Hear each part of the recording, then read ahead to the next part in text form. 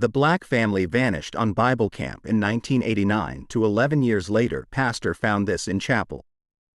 This happened in the summer of 1989, near the quiet southern edge of Tennessee, just a few miles outside the town of Crandall Hollow, a small community most people would miss if they blinked too long on Route 64.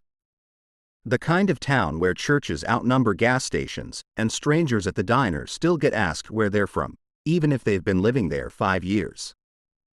Crandall Hollow wasn't known for much. No violent crime, no major headlines. Just farmland, dusty roads, and a Baptist chapel at the edge of a pine-covered ridge. But that year, the town ended up on the map for all the wrong reasons. Every summer, the Crandall Hollow Bible Camp brought in dozens of children for a week of singing, scripture, and hiking by the lake. It was run by 2 churches, the local First Baptist and a smaller one across the county line. Volunteers staffed the camp, teenagers acted as junior counselors. And the woods behind the chapel turned into a temporary haven for faith and community. The last week of July 1989 started like any other camp week. Temperatures hovered in the low 90s, sticky and hot, cicadas screaming through the trees.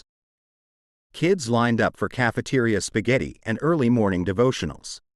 That Tuesday, the Bailey family arrived, Jerome Bailey, his wife Gloria, and their 2 children, Tyrese, age 12, and Danielle, age 9. The Baileys weren't from Crandall Hollow. They were from the next town over, Foster Creek. About 40 minutes away. Jerome had been invited to guest preach on Wednesday night, and since his wife had grown up attending that camp decades ago, they decided to bring the whole family and spend the week volunteering. They were the only Black family at the camp that year. Most folks in Crandall Hollow would tell you that didn't matter. But some of the kids, and even a few adults, weren't so subtle about how they acted. One counselor, a local farm boy with a shaved head and a drawl thick as molasses, was overheard whispering. Didn't know they were letting outsiders run worship now. But Jerome Bailey had presence. Even people who didn't like him shut up when he spoke. His sermons weren't fiery, but they were sharp, like he knew something you didn't. And the night he preached, the air inside the chapel felt electric. Not loud, not booming. Just still. People said it felt like he'd pulled something quiet out of the room, like silence had meaning. And then the Baileys vanished. It happened on the last night of camp. A Friday. There'd been a bonfire. Kids sang songs while bugs swarmed the light, and one of the junior counselors read from Psalms. At some point between 9:30 and 10:15 p.m., the Bailey family left the fire circle. No one remembered seeing them go. Their cabin was locked from the outside. Their personal items, Bibles, a backpack, shoes, still there. Gloria's purse was untouched on the nightstand. Jerome's watch still lay by the sink. Their car, an old blue Dodge Dart, was parked behind the kitchen hall. Untouched. At first, people assumed they'd left early. Maybe something came up, an emergency.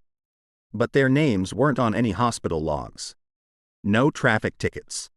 No purchases. No one ever saw them again. The sheriff at the time, Walter Fisk, launched a search that same weekend. Volunteers combed the woods, dragged the lake, brought in dogs. Nothing. No footprints. No blood. No sign of struggle. No sound. The case grew cold faster than anyone expected. Theories started floating. Maybe they left on their own. Maybe someone from town ran them off. Maybe they never existed. That last one came from a camp nurse who claimed she remembered every name on her medical sheet and said none of the Baileys were ever written down. But the camp director swore he spoke to Jerome. Kids remembered Danielle braiding plastic beads into someone's hair. There were photos, sort of. One Polaroid showed a blurry figure in the corner of a dining hall group shot, arms around 2 kids. Another caught a glimpse of a dark-skinned girl mid-run by the lake. But the faces were always partially hidden. Always at the edge. Over the next decade, the story of the Bailey family twisted into local lore. Kids dared each other to sneak out to the chapel after dark. People claimed they heard footsteps on the gravel path leading to the cabins. And then, in May of 2000, Pastor Elijah Brand returned to Crandall Hollow. He had grown up attending Bible camp himself, once sang in the children's choir at age 8. Now in his early 40s, he'd come back after years of missionary work abroad. The First Baptist Chapel had lost its previous pastor to a stroke, and they needed someone familiar, someone trusted. Elijah didn't know much about the Bailey story when he returned. He'd heard whispers, sure, but figured it was just small-town memory stretching into ghost story. Until he began renovating the chapel. The building hadn't changed much since the 80s. Dusty hymnals, cracked window seals, an old cross made of cedar beams above the altar. It was during a spring cleaning project that Elijah decided to clear out a boarded-up closet in the side room, one no one had used in over a decade. It was behind the baptismal partition, tucked between two folding tables. The door was stiff, hinges rusted, and when it finally creaked open, a sharp, musty smell filled the air. Inside wasn't much: a collapsed shelf, a bucket, an old camp banner. But wedged behind a slat of broken paneling was a box. Small. Wooden. Locked. The kind of lock that didn't look like it belonged to a church, more like something out of someone's attic. It took Elijah 2 days to open it. Not because it was complicated, but because he hesitated. Something about the way it felt in his hands. The bottom was warm. Not freshly touched. Warm like it had been sitting in the sun, though the closet was cold. When he finally opened it, he didn't speak of what he found for a month. Not to the deacons. Not to the sheriff. Not even to his wife. He began to act different. Pausing mid-sermon. Cutting his nails obsessively. Once, someone caught him standing at the chapel's edge near midnight, just staring at the woods where the cabins used to be. And eventually, he did speak. But what he said only deepened the mystery. Elijah Brand finally spoke about the box on the last Sunday of June, 2000. It was a sweltering day, one of those Tennessee Sundays where sweat starts forming the second you step out of a cold shower. Attendance at First Baptist had been dropping lately, not drastically, but enough for the elders to whisper. A few had started asking whether Pastor Brand was, well, fit, present. He stepped up to the pulpit that morning without his Bible. No notes. No robe. Just a short-sleeved shirt soaked at the collar and a hollow look in his eyes. He told the congregation he had something unofficial to share. Something not meant for the sermon, but for the soul. He said he found something in the chapel. And that what he found wasn't right. At first, people thought he meant mold, or a snake nest, or maybe some stolen supplies from decades ago. But then he used a phrase that stuck with everyone who heard it. It wasn't supposed to survive this long. He didn't explain what that meant. He didn't show the box. He didn't even describe it. He just said it was warm. Too warm. And that whatever was inside it had made something in the room go quiet. Not the air. Not the building. Something else. A week later, he stopped holding services. Said he was called to solitude. People started talking. Some said he'd finally cracked. Others believed something darker. That he'd found evidence of what happened to the Bailey family and someone didn't want it exposed. But the sheriff, now Sheriff Clark, since Walter Fisk had retired in I-95, couldn't get much out of him. Elijah let him in to see the closet. The shelf. The exact spot where he claimed to have found the box. But the box wasn't there anymore. And Elijah claimed he never said it was. You're misremembering. I said I found a feeling in there. Not a thing. Not an object. Something left behind. He looked Sheriff Clark in the eye and asked, have you ever stood in a room where someone had just left? And you can still feel them? Even though the door's closed? Clark left empty-handed. And the thing is, Elijah wasn't entirely wrong. People had misremembered what he'd said. Or maybe he'd phrased it just vaguely enough for them to invent their own version of events. But the stories spread. Within a month, the camp was back in town gossip. A woman at the diner claimed she once saw Jerome Bailey praying under the big oak out back, but when she went to bring him lemonade, he was gone. She never thought about it again, until now. One of the junior counselors from 1989, now a woman in her 30s, came forward with something even stranger. She said that night, after the bonfire, she'd gone to check the cabins before lights out. And she saw the Baileys. All 4 of them. She remembered it clearly because they weren't in their cabin. They were in the chapel. No lights on. Just shadows. But she recognized Jerome's height. Gloria's scarf. The way the 2 kids moved, like they were swaying, or maybe bowing. She told herself it must have been a prayer circle. Maybe they were having their own devotional. But the door was closed. And locked from the outside. She never told anyone, because by morning they were gone. And part of her felt guilty. Like maybe she'd seen something private. Or maybe she'd seen something she wasn't supposed to. After that came a period of silence. The chapel was closed indefinitely for structural updates, though nothing was ever repaired. The church bulletin said Pastor Elijah was taking a sabbatical in the mountains. But no one saw him leave. Then, in September of that same year, a maintenance worker named Ray Donnelly, hired to clean out the camp buildings before winter, made a quiet call to the sheriff's office. Ray didn't say much. Just that he found something unusual in the back pew of the chapel. When Sheriff Clark arrived, Ray was sitting on the steps outside. Pale. Sweating. He led Clark inside, but he refused to cross the threshold into the chapel proper. Inside, on the 3rd row from the front, a space had been cleared among the dusty hymnals. A wooden board, newer than the rest, had been lifted from the floor and laid carefully across 2 pews. And sitting on top of it was a folded camp uniform. Clean. Pressed. Too clean. It looked untouched by time. No dust. No yellowing. No mold.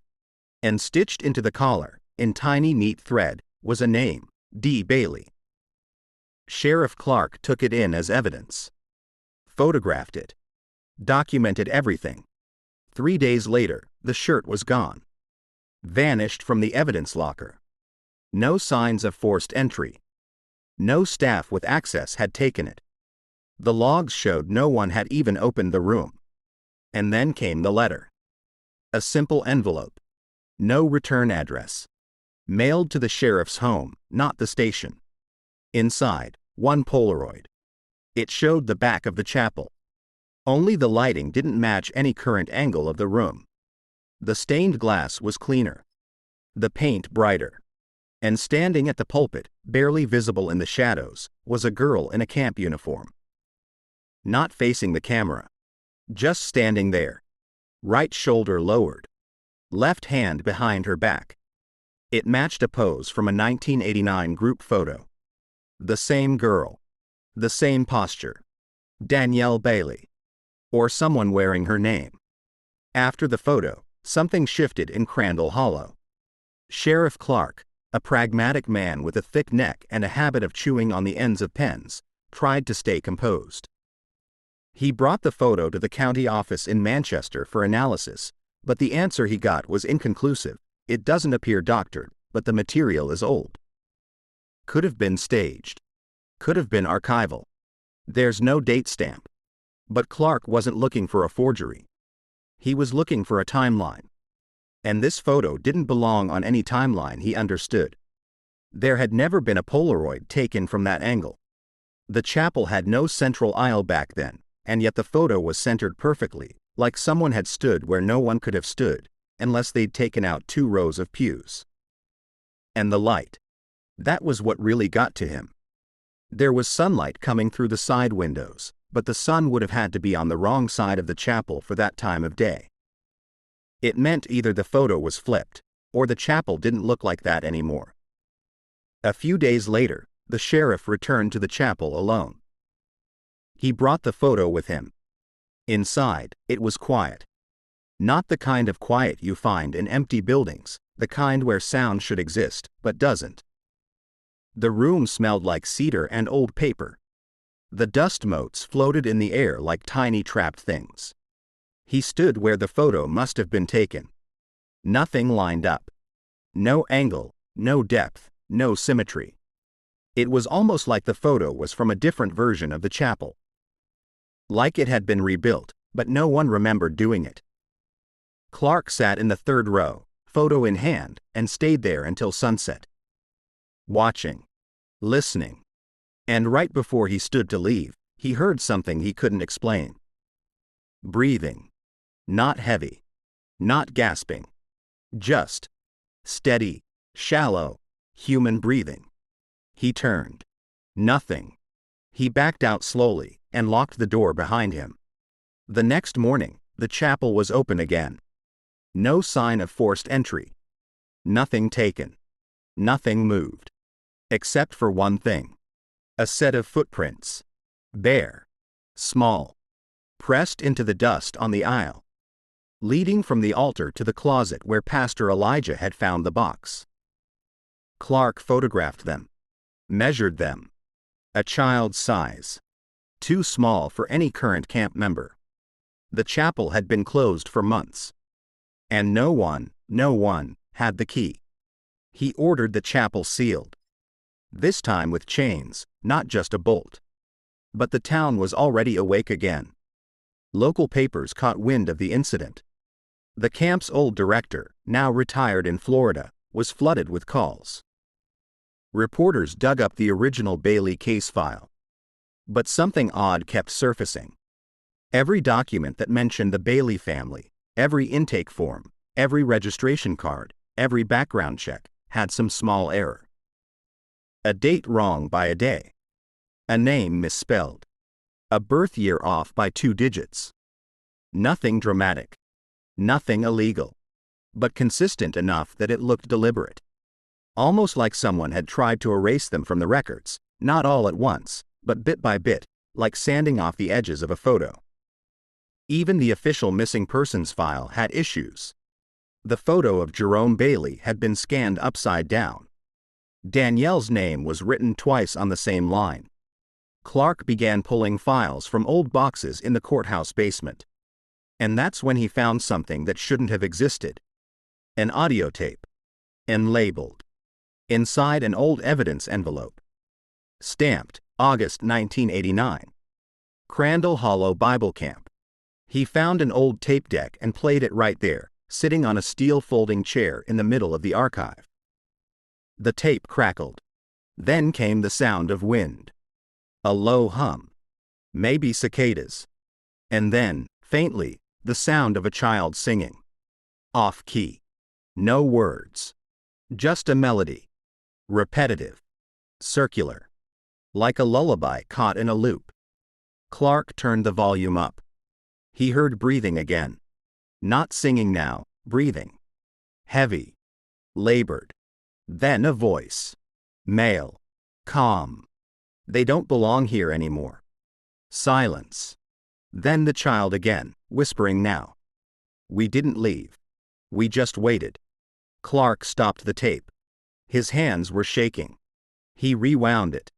Played it again. This time, the voice didn't appear. Just wind. Just static. Just silence. The tape stayed in Sheriff Clark's desk drawer for nearly a month. He told no one about it. Not even his wife. Every night he'd come home a little quieter. His eyes had that hollow stretch around the edges. The look of someone who's been sleeping with the lights on and lying about it. But word got out anyway. Not about the tape, not exactly, but about the footprints. About the uniform. About the chapel. And then one Thursday morning in late October, the sheriff got a call. A local teen named Everett Hale had gone missing. He was 17. Former camp kid. Now just another high school junior with a part-time job and a too big pickup truck. His mother said he'd gone out the night before. Told her he was heading to a friend's to study. He never showed. The police found his truck parked on the edge of the Bible campgrounds. Engine cold. Doors unlocked. But what caught their attention wasn't the truck. It was what was inside it. Lying on the passenger seat was a single hymn book. Old, battered, stained with age. Stamped inside the cover in fading black ink, First Baptist Camp, Crandall Hollow, 1989. It was the same edition used the year the Bailey family disappeared. No prints. No evidence. Nothing to tie it to Everett. And then came the second call. Mrs. Dunley, an elderly woman who lived 2 miles from the chapel, reported something odd. Said she saw a girl in a camp uniform walking down the road around midnight. Said the girl never looked up. Just walked slow. Step by step. Arms by her side. She thought maybe it was a hallucination until she realized it was cold enough that night to see your breath. And the girl didn't have a coat. The sheriff drove out to speak with her. She swore the girl was real. Said she'd seen the same uniform before, when her nephew went to Bible camp years ago. Clark pulled up the old group photo again, the one with Danielle Bailey's pose. He didn't even have to point. Mrs. Dunley tapped the girl's figure and whispered, "That's her." 2 days later, Everett was found. Not hurt. Not dead. Just asleep. Inside the chapel. The building had still been sealed. No windows broken. No chains cut. And yet there he was, curled up beneath the pulpit. Hands folded across his chest like he was waiting for a funeral. His breathing was steady. His pulse was normal. But he wouldn't wake up. Not for another 8 days. When he finally opened his eyes at the county hospital, the first thing he said wasn't a question.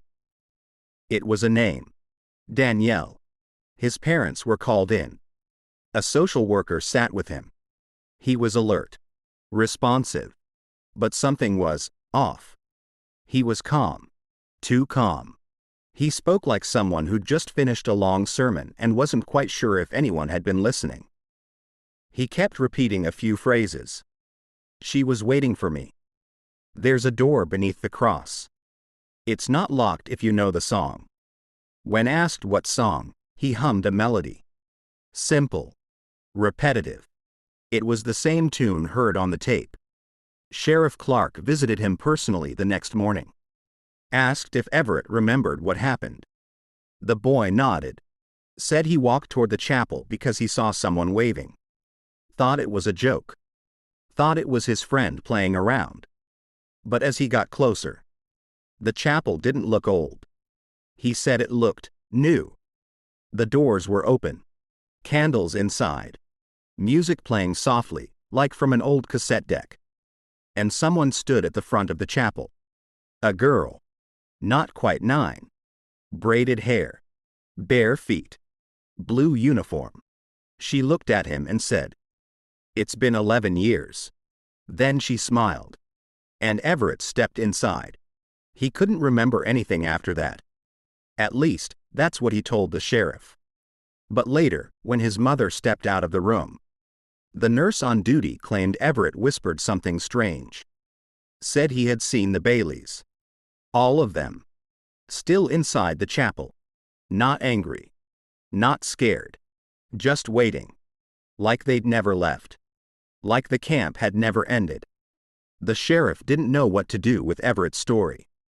There were no laws against dreaming. No charges to file against a locked chapel.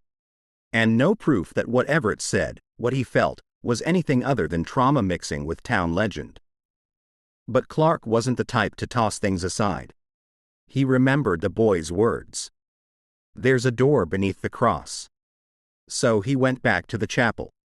Again. Daylight this time. The front cross, tall, worn, cedar wood, was mounted on the back wall above the altar.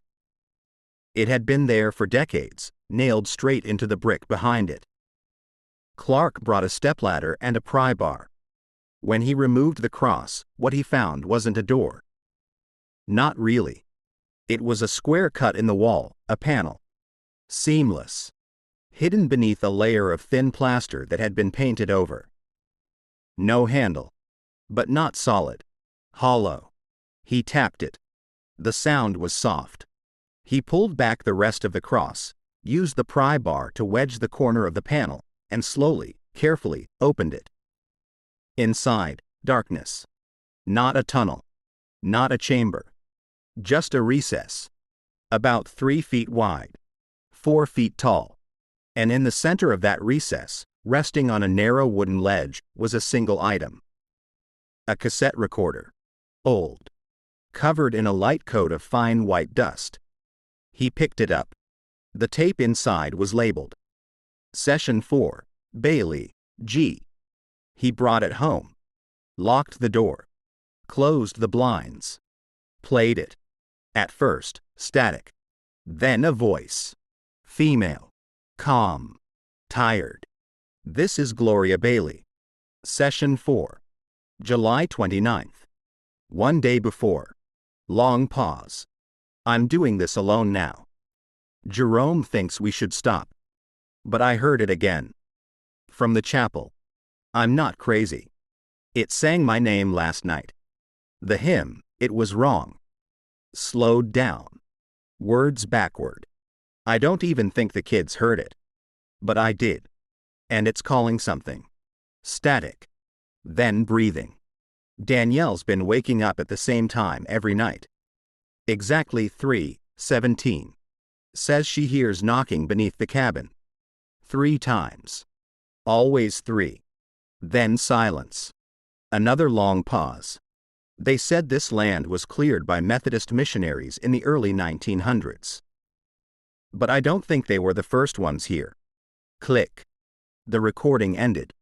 Sheriff Clark sat still for nearly an hour. The cassette was decades old, but the voice was crisp. The tape had no mildew, no signs of wear. And that name, Session 4, Bailey, G. It suggested there were others. Where were they? The next day, Clark returned to the courthouse basement.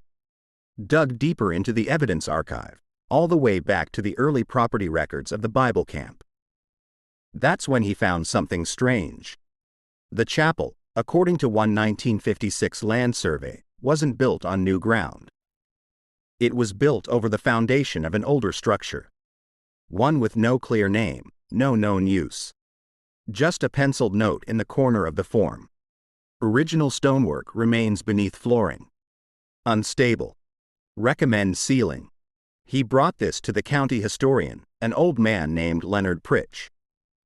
Leonard had lived in Crandall Hollow all his life and was considered the unofficial memory of the town. When shown the document, Leonard frowned. Then said something Clark didn't expect.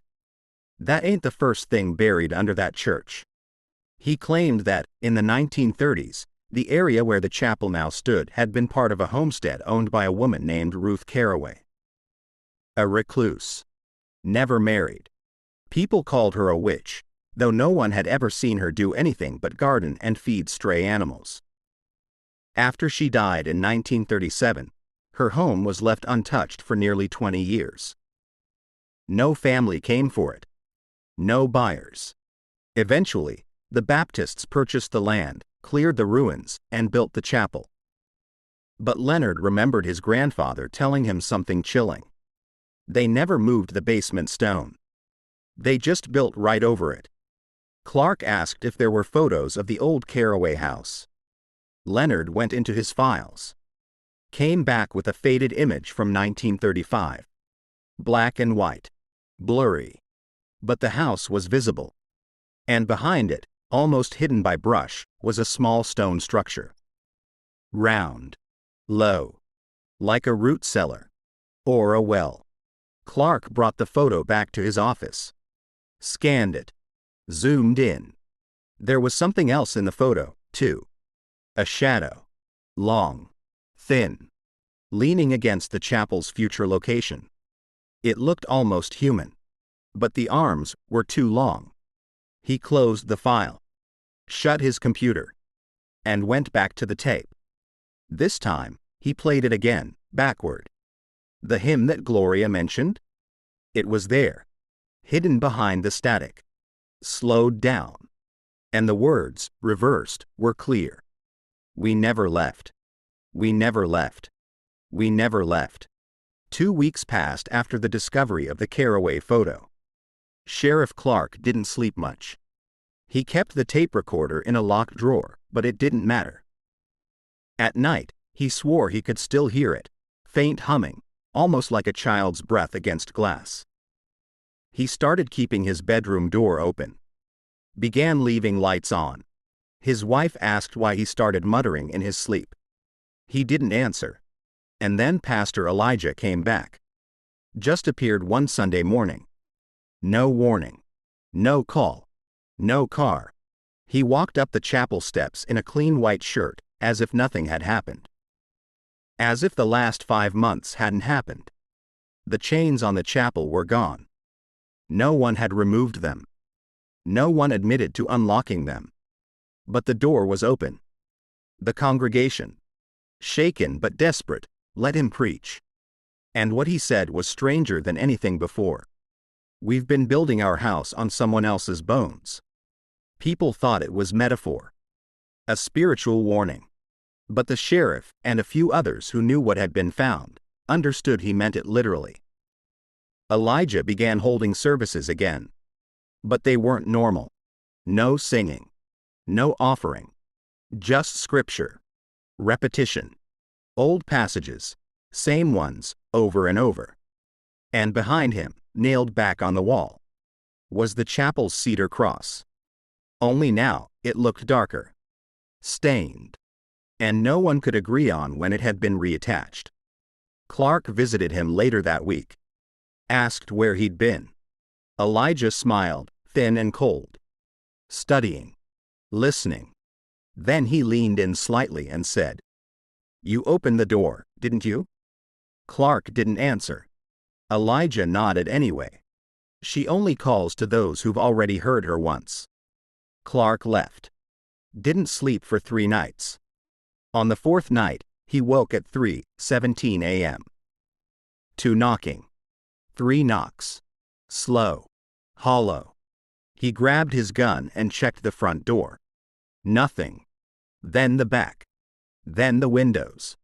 And then, the tape recorder turned on by itself. The hymn. The voice. We never left. He threw the recorder into a shoebox, drove out into the woods, and buried it 6 feet deep. But the next morning, it was back on his desk. No dirt. No scratches. Just sitting there. As if it had never been moved. That day, he went to the chapel again. Confronted Elijah. Demanded the truth. The pastor didn't get angry. He simply walked to the pulpit, lifted a loose floorboard, and pulled out another tape. You're not the first one to dig. This one was labeled, Session 5, Bailey, J. Jerome. The father. Clark took it home. Played it. Jerome's voice was deeper, steadier. But what he said didn't feel like a journal. It felt like a confession. I saw the floor move. During the sermon. It buckled like breath. Danielle says she dreams of rooms beneath the dirt. She calls them the not silent places. Gloria doesn't want to leave anymore. Says the chapel knows her. Says it remembers things. There was something carved under the baptism pool. I tried to scrub it out. But it came back. Stronger. Deeper. Then the tape went silent for a full 30 seconds. Before ending, with one final sentence. If we vanish, don't look for us. Looking makes it worse. Clark stopped the tape. His hands were numb. That night, he locked it away. 3 days later, the nurse who had cared for Everett Hale was found missing. Gone from her home. No struggle. No prints. Just an open front door. And a small cassette tape lying on the coffee table. And labeled. The nurse's name was Lena Morrison. 41. Single mother of 2. She wasn't a local. Moved to Crandall Hollow in 1997 after working 3 years in a Nashville ER. Quiet, competent, rational. She was the last person to speak with Everett Hale before his discharge. And she'd told her sister, in a phone call 2 nights before disappearing, that he still hummed the song in his sleep. Same 3 notes. Like someone taught it to him with no words. After her disappearance, Sheriff Clark ordered a quiet internal review. Not an official investigation, just a list of connections. Everett Hale, the chapel, the Baileys, the tapes, and now Lena. The tape found on her coffee table was blank. No label. No markings. But when Clark played it, using a borrowed machine from the courthouse to avoid touching his own, it started mid-sentence. A girl's voice. Flat, like reciting. And when the door closes, you must not move. Even if you hear your name. Static. Then silence. Then the sound of something scratching wood. Slow. Measured. And faintly, behind it all, a deep exhale. Not mechanical. Not animal. Human. But not natural. Clark had it analyzed. A forensic audio expert from Chattanooga listened to it and returned one sentence. There's a second voice under hers. It's saying the same thing. But slower. In reverse. The expert refused to listen to it again. Said it didn't feel recorded. Said it felt like it was watching back. Clark stopped playing the tapes after that. But someone else didn't. 2 counties over, in Harrison Ridge, a podcast host named Owen Raleigh, known for his amateur mystery breakdowns, got wind of the Bailey disappearance. He reached out to the camp archivist, managed to obtain a copy of one of the original 1989 camper rosters. But when he posted about it, something odd happened. His tweet had a photo of the roster. Line number 14, Danielle Bailey. Cabin 3. But within an hour, users began commenting. Why's there a blank line? Did you Photoshop this? Who's number 14? It's empty. Owen replied that he could see her name clearly. Even posted a video scrolling over the list. But the replies kept coming. Screenshot after screenshot showed a blank line. No name. Just a space. As if the digital image had adjusted itself, depending on who was looking. Owen took the post down. Claimed it was a rendering error. But in a later podcast episode, one that was only up for a few hours before being pulled, he admitted something that chilled every listener who caught it live. I swear to God, the name was there the first time. But every time I looked at it after, the ink was lighter. And then it was gone. Like it didn't want to be read again. He ended the episode with one final comment. I think whatever happened at that camp, it doesn't stay where you leave it. It comes with you. Meanwhile, back in Crandall Hollow, Pastor Elijah had resumed his sermons. Only now, they weren't public. Once a week, just after midnight between Friday and Saturday, the chapel lights would turn on. Only a few townsfolk knew. They whispered about it at the gas station and the post office. Elijah's holding private services. Invitation only. Not even sermons, just sitting there. Waiting. Someone tried to peek in once. A young man named Travis Benton. He crept through the woods behind the chapel around 12:45 a.m., phone camera in hand. He never made it inside. His phone was found the next morning in the grass behind the chapel. Screen cracked. Battery melted from the inside. The last image on it showed the chapel window. But there was something reflected in the glass. A child's face. Not smiling. Not crying. Just watching. Eyes too wide. Head slightly tilted. And her mouth, slightly parted, like she'd been whispering something just before the photo was taken. Travis never spoke about that night. In fact, Travis never spoke again. At this point, Clark finally made a decision. He returned to the chapel in broad daylight, went directly to the front cross, and ripped it off the wall. Again. Only this time, there was no hollow. No panel. Just solid brick. As if the opening had never been there. As if it had closed itself. He brought in a contractor from Manchester. Had them X-ray the front wall. The scan came back with confusing results. It showed a space behind the brick, almost the same size as before, but twisted. Like the brick curved around it. Like the chapel had grown around it. The technician asked if the chapel had ever been rebuilt. Clark lied and said yes. Then he went home and found a manila envelope on his kitchen counter. No one had entered the house. The alarm was still armed. Inside the envelope, a cassette. A third one. Labeled in neat, slanted handwriting. Session 6, Bailey, D. Danielle.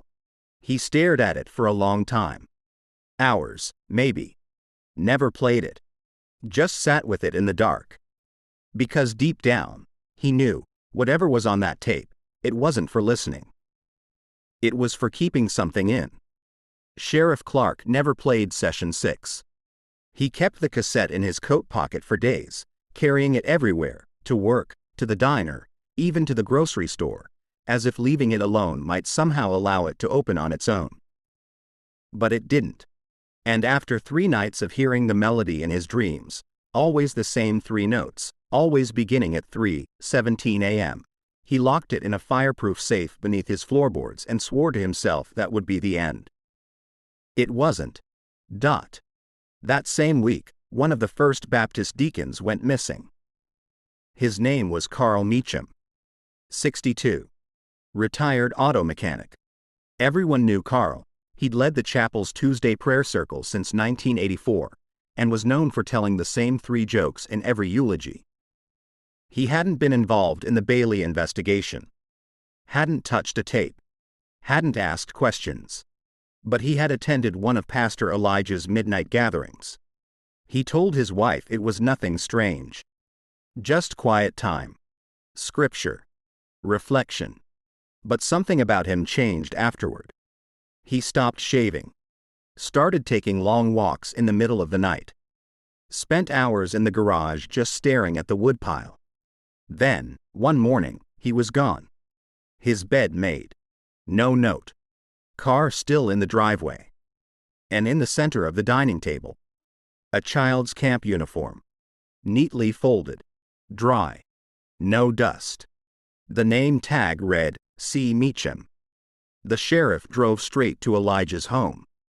But the pastor wasn't there. The kitchen was spotless. Front door locked. And on the kitchen counter sat a tape. No label. No handwriting. Just a piece of paper beside it. One sentence. We only leave when called. Clark didn't play that one either. He couldn't. Not anymore. He brought it to the station, placed it in a sealed evidence bag, and had it stored off-site, 30 miles out in a separate precinct. The next morning, the bag was back on his desk. No sign of entry. This time, the tape had a label. Session 1. There had never been a Session 1. At this point, the few people left who still worked at the chapel began backing away. The custodian quit. The secretary went on extended medical leave. The groundskeeper stopped answering his phone. The town was shifting. There were whispers that the old hymnals, the ones stored in the side room since the early 90s, were rearranging themselves. One kid swore he opened a random hymnal and saw handwriting inside. Stop looking. Let it sleep. Another claimed they heard someone whisper their name inside the chapel, but only when they stood beneath the cedar cross. The chapel's windows began to fog from the inside, even when it was 80 degrees and dry outside. And then the final disappearance. Not someone random. Pastor Elijah. He vanished on a Tuesday. Service had been canceled the night before. A handwritten note on the bulletin board simply read, "He said he heard it again." When the sheriff entered the chapel that afternoon, the lights were on. No electricity had been active for days. And at the pulpit, folded carefully in 3 layers, was Pastor Elijah's white shirt. Pressed. Clean. Still warm. Underneath it, Laid flat on the floor was a cassette tape. No label. Just a carving in the wood beside it. Not scratched. Not etched. Grown into it. It said 7. Clark didn't touch it. He backed out. Locked the door. This time, he poured concrete into the lock. After that, the tape stopped appearing. The chapel remained sealed. But the dream started spreading. First to the dispatch girl at the sheriff's office. Then to the mailman. Then to the high school biology teacher. All dreaming the same thing. A door beneath the cross. A melody with no words. A girl standing at the edge of a stone room, whispering. We were never lost. Just waiting. Clark now lives alone. His wife left 6 months after the last tape. Said he'd stopped looking her in the eyes. Said he talked in his sleep. Said he kept humming something he couldn't hear while awake. And the town? Crandall Hollow doesn't talk about the Baileys anymore. Not because they don't care. But because every time someone speaks their names, a new tape appears. They don't know how. Or where. Or why. Just that it happens. Always unlabeled. Always warm. Always waiting. The chapel remained sealed. Concrete in the locks. Police tape. Even local churchgoers stopped asking about it. Everyone knew it was better to pretend the building never existed, like closing your eyes tightly in the dark and hoping the shape in the corner doesn't move. But then the letters started arriving. They came in plain white envelopes. No stamps. No return addresses. Just left in mailboxes, doorsteps, even glove compartments. Each one the same. A child's drawing. Done in pencil. Sometimes crayon. Always the same image, a chapel, drawn crudely, sitting alone in the woods. And in front of it, a figure. Small. Unclear. But the paper always had 2 things in common. The name Danielle written in uneven handwriting somewhere on the back. And a smell. Not mold. Not paper. Ash. Like it had been held over fire but never burned. Sheriff Clark received his letter on a Sunday morning. It was in the driver's seat of his locked patrol car. The drawing was more detailed than the others he'd seen. The chapel had windows. 3 of them. All open. Inside, barely visible, was a shape. Long-limbed. Bent. Like someone leaning sideways or growing wrong. Behind the figure, pressed into the far wall, was something that made him drop the paper. A car. The crushed frame. The roof caved in. The unmistakable grille of a late 80s station wagon. It had been drawn inside the chapel. Not in front. Not behind. Inside. That same night, a group of teenagers, 3 girls and 1 boy, snuck out to the chapel. They weren't from Crandall Hollow. They'd heard about the story through a forum, thought it would be funny to ghost hunt. Only one made it back. She was found at 6:12 a.m., barefoot and shaking on the edge of County Road 19. Drenched in sweat. No injuries. But her fingernails were torn and her eyes were bloodshot. She wouldn't speak for nearly 2 days. When she finally did, she said, it wasn't a building anymore. It was hollow, but full. Like walking inside a thought. We saw the car. It was still warm. She never described what happened to the others. Their names were added to the missing persons registry. But by then, Crandall Hollow had learned its lesson. No more investigators. No more photos. No more stories. The chapel stayed sealed. But sometimes, very early, people still heard bells. Even though the bell had been removed 30 years ago. Even though no one remembered where it went. 1 year later, Clark retired. Moved out of state. Changed his number. He left behind one final envelope for the county clerk. No note. No return address. Inside. One photo. Of a car. Crushed beneath an old church bell. parked in the center of a stone room. Dirt floor. No windows. No doors. Just stone. And scratched into the floor beneath the front bumper. We never left. The photo of the crushed car sat in the clerk's drawer for weeks before anyone touched it. No one wanted to claim it. No one remembered how it got there. But eventually, it ended up in the hands of a retired archivist, a woman named Hazel Brigham. Hazel had worked for the County Historical Society for over 40 years. She didn't believe in ghosts. Didn't care for local legends. But she knew cars. And when she saw the photograph, she froze. Because she recognized that exact model, a 1988 Dodge Aries wagon. Beige. Scratched near the rear handle. License plate barely visible, but familiar. She pulled up an old file, one she'd helped compile in 1992. A permanent storage case tied to the Bailey disappearance. The record stated that the car had been logged, photographed, and marked as never recovered. But that couldn't be. Because she remembered seeing it herself, parked behind the camp kitchen back in '89. She even remembered walking past it. Twice. So how could it now be pictured inside a sealed chapel, under a bell no one had seen in decades, with signs of a collapse that looked 10 years old? Hazel drove out to Crandall Hollow. No ceremony. No calls. Just instinct. The chapel, still sealed, stood silent beneath the trees. The front was weathered now. Vines pulling at the window frames. But something was different. There were drag marks in the grass. Like something heavy had been pulled or pushed toward the back wall. And then she saw it. A crack in the stone foundation. No wider than a hand. But deep. Black. Hazel shined her phone light into it. Dust.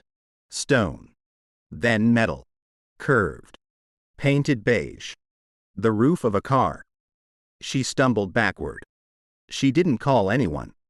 Didn't photograph it. Didn't speak a word. She just left. But that night, when she returned home, there was something on her porch. A cassette. Not labeled. Just tied with a thin piece of red thread. She brought it inside. Set it down. But never played it. Because she didn't own a cassette player. Meanwhile, another voice re-entered the story. A man named Marcus Boyd, who had once been a junior counselor in '89. He had long since moved to Oregon, changed his name, and left his past behind. But one morning, he woke up with his childhood Bible open on the floor beside his bed. The pages were blank. All but one. Psalm chapter 89. Verse 7 was underlined. God is greatly to be feared in the assembly of the saints, and to be had in reverence of all them that are about him. Underneath, written in trembling ink. They never left the assembly.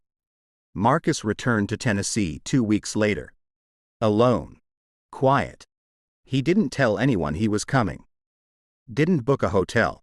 He walked into the sheriff's office, requested access to the original Bailey files, and said something no one expected to hear. I remember what happened now. I didn't before.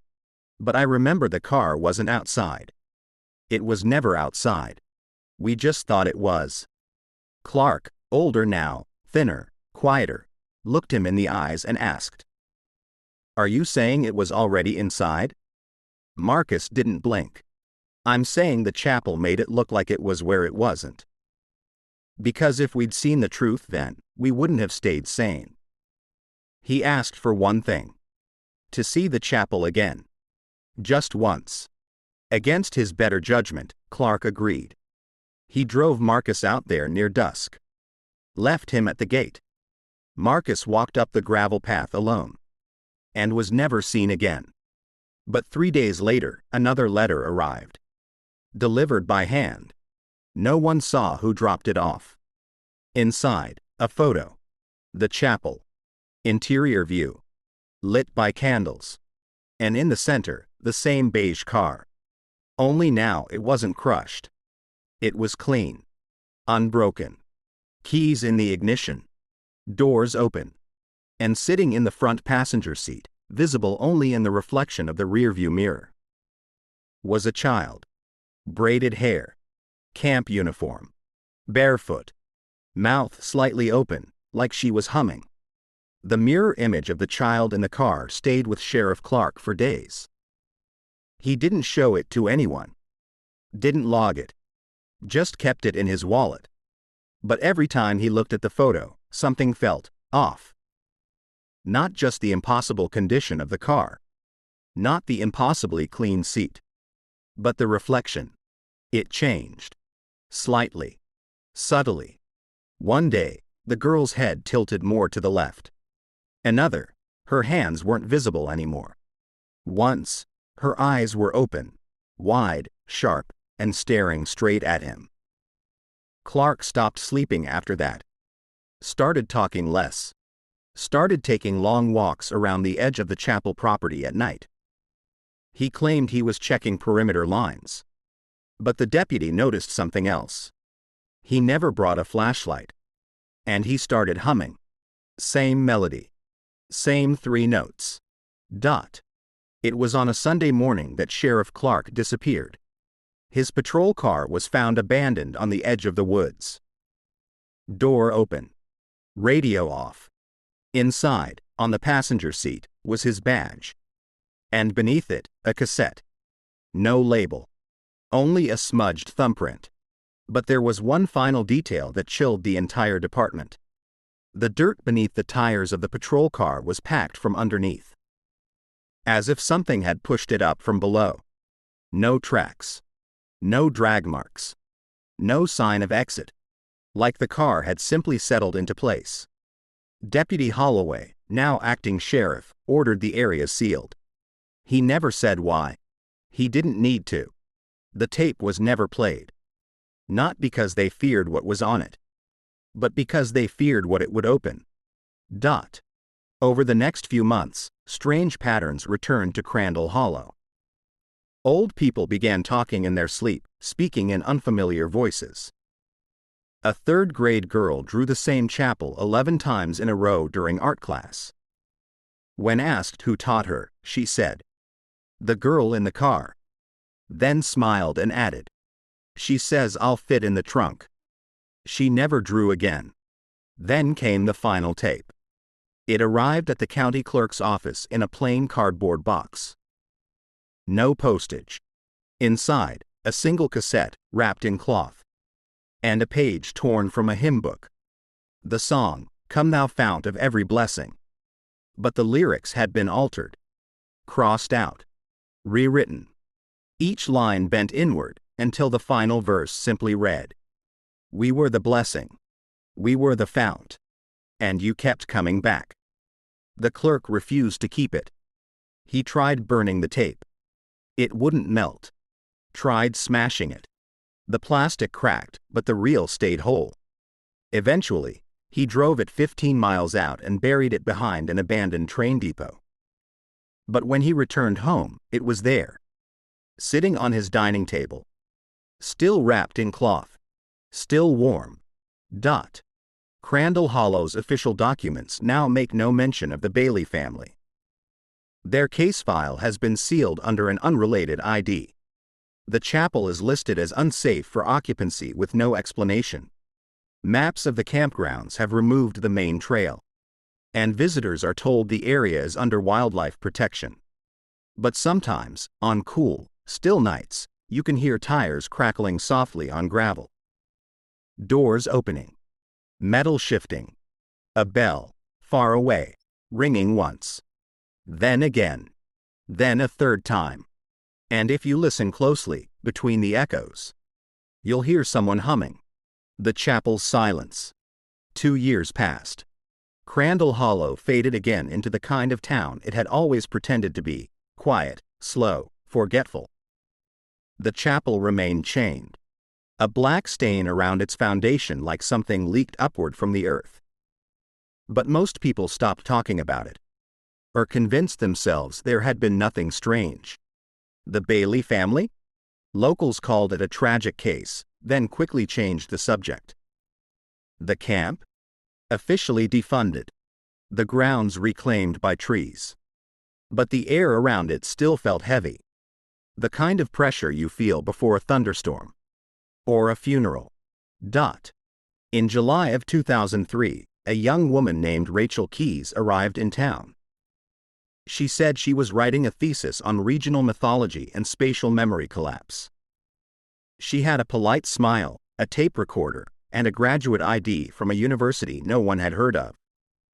She asked the right questions, but never too many. She interviewed the acting sheriff, the town historian, the retired clerk, even Hazel Brigham, who hadn't spoken about the chapel since that day she saw the roof in the crack. Rachel was calm, composed, and distant. But what no one realized until much later, when they looked again at her interview recordings, was that she never once asked about the Baileys. Only about the chapel. Only about the car. And when someone finally did ask her, "Why come now?" she paused for a moment and said, "Because sometimes the window opens again. And it's my turn." That was the last anyone saw of her. Her car was found outside the chapel a week later. Inside, on the passenger seat, was a photo. The same photo Clark had once carried. The one where the reflection in the rearview mirror changed. Only now, there were two figures in the mirror. A girl. And a woman. Both smiling. In 2005, a new set of floor plans was submitted to the county records office. An anonymous donor had offered to restructure and restore the chapel grounds. No name. No foundation listed. Just a blueprint. Drawn in black ink. With only one line handwritten in red.